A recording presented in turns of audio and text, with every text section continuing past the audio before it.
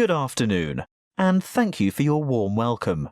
This will be the first talk in a series of 5 on health interventions, protection and prevention. Could I start by asking for a show of hands? How many of you have had a flu vaccination at the beginning of winter? I thought so. You young ones always think you're indestructible. Well, as you are no doubt aware, disease-spreading germs or pathogens are everywhere. On a daily basis, the human body has to ward off attacks by various harmful bacteria and viruses. A healthy body has a good defense system against many of these germs, but the defense only operates well against microorganisms that it has already encountered, in which case it is said to be immune. There are 2 ways in which humans acquire natural immunity. Actively, when a person has first suffered and then recovered from an illness, and passively, when ready-made protection is transferred into the body, for example, from the maternal blood via the umbilical cord to an unborn child, or through breast milk.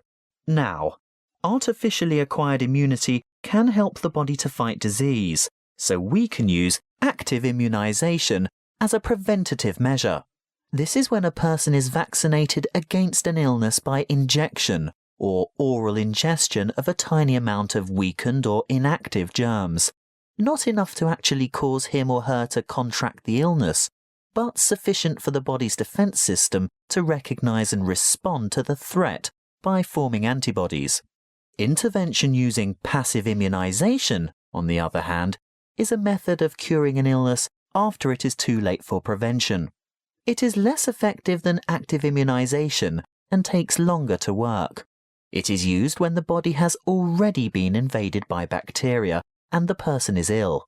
In this case, there is no time for the body to make antibodies of its own, so proteins, usually taken from the blood of animals, are injected to equip the patient with the essential antibodies to combat the particular illness.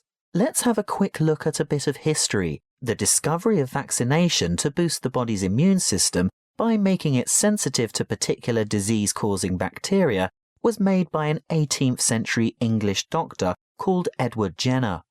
He noticed that survivors of smallpox, a common but extremely dangerous disease, never contracted the disease a second time. In other words, they were immune. He studied a similar disease in cows called cowpox and realized that people in contact with the infected cows became ill with symptoms resembling smallpox. However, this disease was quite mild by comparison, and those who contracted cowpox were then immune to smallpox. He conducted an experiment by injecting a child with a small amount of pus taken from a cowpox pustule. The child subsequently became ill, but soon recovered. Later, he injected the child with pus from a smallpox pustule, and the child did not get sick. He had developed immunity to the more dangerous disease. The antibodies produced to fight the cowpox bacteria had been able to fight off the smallpox bacteria. What are antibodies? Well, antibodies are made by white blood cells called B lymphocytes, and this is done in response to the presence of antigens, or other bacterial toxins, which have been released by the microorganisms, what we commonly refer to as germs, that have invaded the body.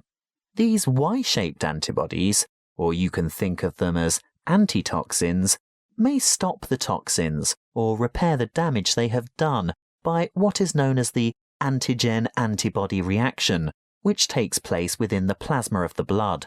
A correct antibody, for that disease, clings to a particular antigen in order to render it harmless.